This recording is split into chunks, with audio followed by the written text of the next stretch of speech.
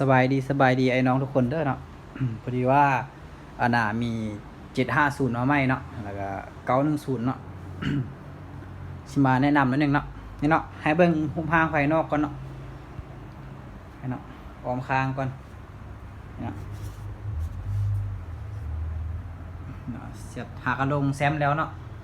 นี่เนาะหน้าจอเนาะ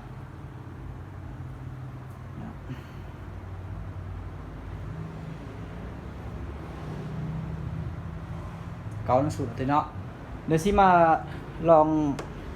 ปุ่มลองนั้นเลยสิมาเปิดจังหวะเปิดเสียงให้ฟังไว้นึงเนาะ เนาะใส่เสียงเปียโนกันเนาะ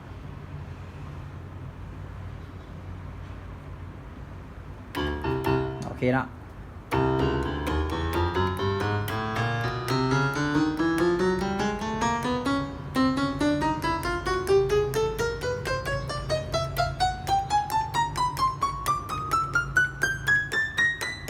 นี่เนาะ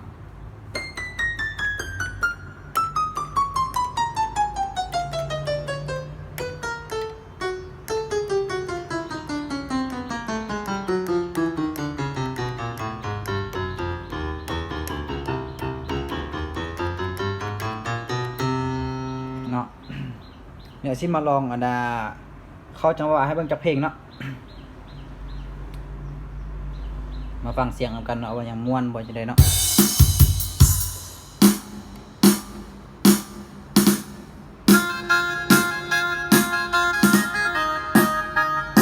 บุญเล่นเนาะมือเล่นกับโทรศัพท์เนาะน้องสนใจตัวใดทำได้เลยเนาะ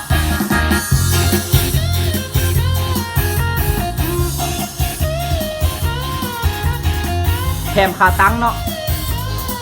แถมขาตั้งไม่แล้วก็แถม USB พร้อมจังหวะเนาะลงแซมครบก็ไปเซฟได้เลยเนาะกระเป๋าเนาะแถมกระเป๋าพร้อมกระเป๋ามานำเครื่องเนาะก็ยังไม่เนาะ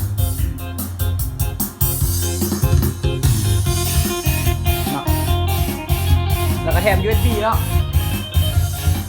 USB มันเลือกได้เนาะเอาแบบใดเนาะอันนี้ขนาดน้อยเนาะเพิ่นมักตัวใหญ่ก็ได้มักตัวแบบนี้ก็เอาให้ได้เนาะ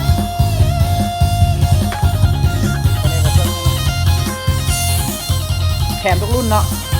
แถมขาตั้งเนาะย้ำเนาะ